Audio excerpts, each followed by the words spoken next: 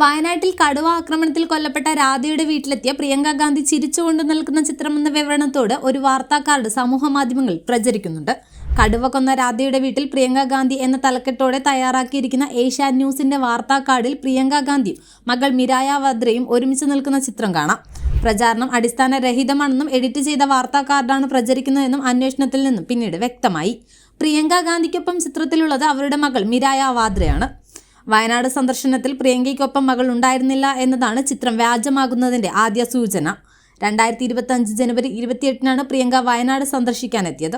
ഈ ദിവസം ഏഷ്യാനെറ്റ് ന്യൂസ് പങ്കുവച്ച വാർത്താ കാർഡുകൾ പരിശോധിച്ചതോടെ യഥാർത്ഥ കാർഡ് കണ്ടെത്താനായി. യഥാർത്ഥ കാർഡിൽ ഏഷ്യാനെറ്റ് ന്യൂസ് നൽകിയിരിക്കുന്ന ചിത്രത്തിനു മേലെ മറ്റൊരു ചിത്രം ചേർത്താണ് പ്രചാരണമെന്ന് ഇതോടെ വ്യക്തമായി. ലോക്സഭാ തെരഞ്ഞെടുപ്പിന്റെ 6ാം ഘട്ടത്തിൽ ന്യൂഡൽഹിയിൽ വോട്ട് രേഖപ്പെടുത്തിയ ശേഷം പോളിംഗ് ബൂത്തിന് പുറത്ത് മകൾക്കൊപ്പം നിൽക്കുന്ന പ്രിയങ്ക ഗാന്ധി എന്ന വിവരണത്തോടെയാണ് ചിത്രം നൽകിയിരുന്നത്. ഇതോടെ ചിത്രത്തിന് നിലവിലെ സാഹചര്യമായോ പ്രിയങ്കയുടെ വയനാട് സന്ദർശനവുമായോ യാതൊരു ബന്ധവുമില്ലെന്ന് വ്യക്തമായി.